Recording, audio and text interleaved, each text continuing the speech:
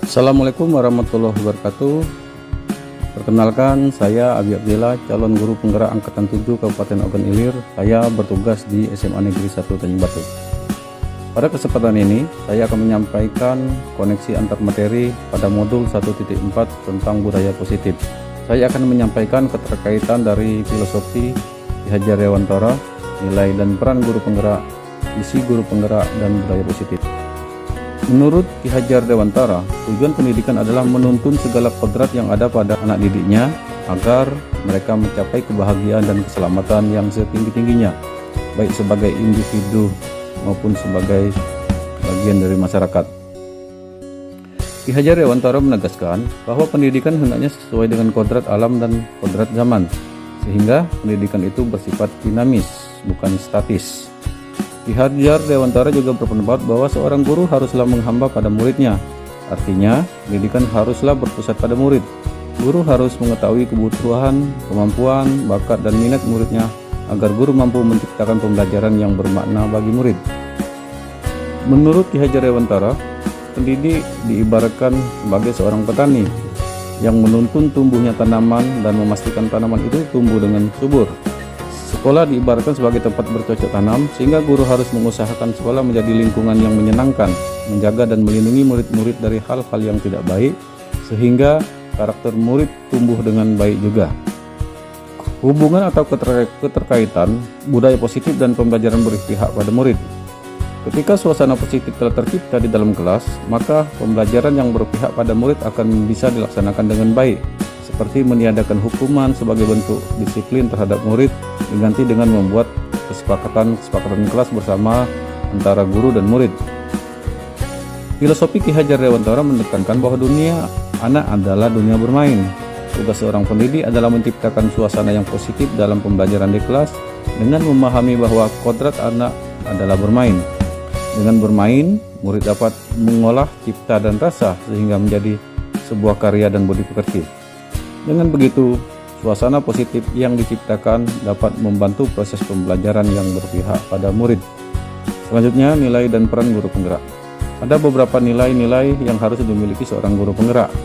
Yang pertama, berpihak kepada murid, berkolaboratif, mandiri, reflektif, dan inovatif. Sedangkan peran-peran yang harus dilaksanakan oleh guru penggerak itu yang pertama adalah menjadi pemimpin pembelajaran, menjadi coach bagi guru lain, mendorong kolaborasi, mewujudkan kepemimpinan murid, dan menggerakkan komunitas praktisi. Untuk mewujudkan lingkungan belajar yang positif dan sekolah yang menyenangkan, perlu dikembangkan budaya positif. Budaya positif merupakan nilai-nilai atau keyakinan yang terbentuk dalam jangka waktu yang lama dan terlihat dari sikap keseharian seluruh aset yang dimiliki sekolah dan berpihak pada murid. Mutu sekolah juga dapat dilihat dari budaya positif yang dikembangkan oleh seluruh warga sekolah yang mempunyai karakter, bertanggung jawab, dan berakhlak mulia. Dalam menerapkan budaya positif di lingkungan sekolah, maka peran guru penggerak sebagai pemimpin pembelajaran dan agen perubahan dalam sebuah ekosistem pendidikan yang berpihak pada murid harus mampu berkolaborasi dengan seluruh aset dan elemen sekolah.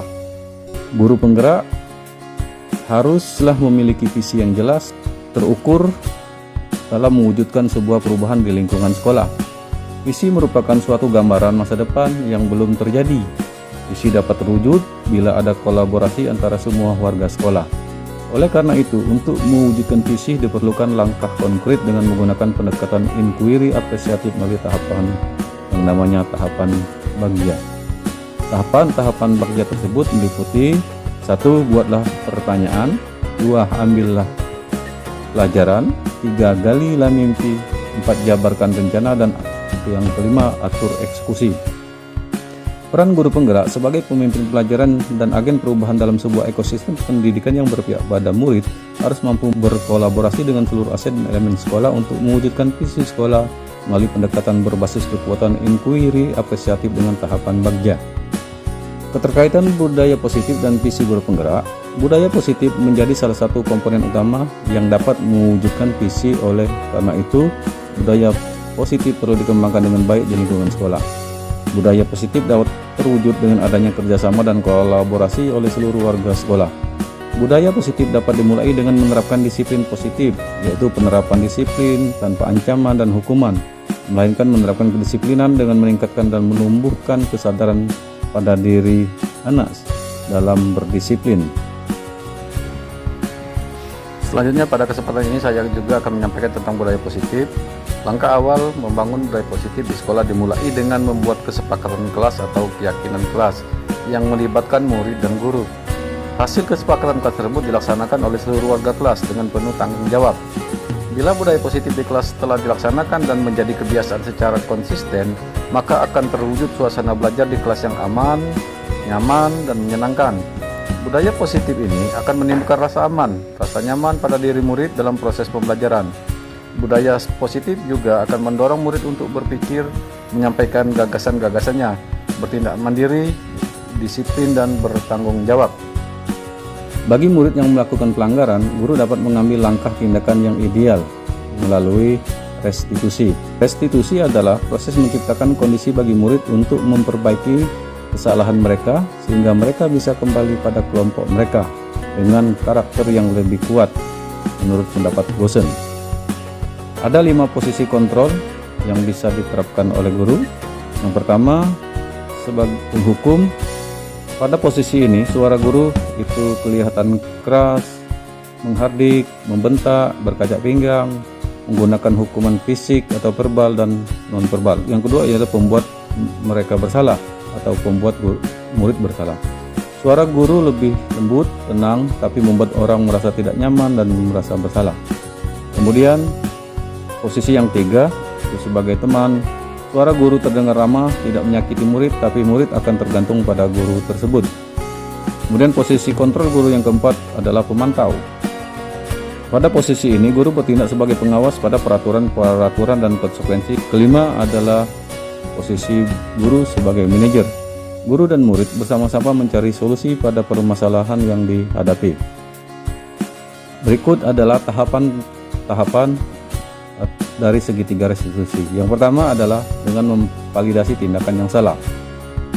Pada tahap ini, guru dapat menanyakan alasan mengapa melakukan pelanggaran terhadap peraturan atau kesepakatan. Kemudian mencari adakah cara yang lebih efektif untuk mendapatkan yang mereka butuhkan.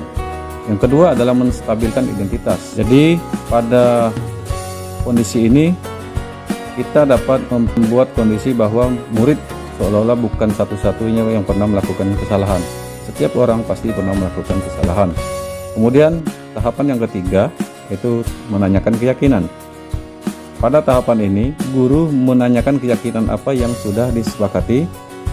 Kemudian gagasan apa yang bisa dilakukan untuk memperbaiki dari tindakan salah yang sudah dilakukan. Demikianlah pemaparan koneksi antar materi pada modul 1.4 tentang budaya positif. Sekian, terima kasih. Wassalamualaikum warahmatullahi wabarakatuh. Salam guru penggerak.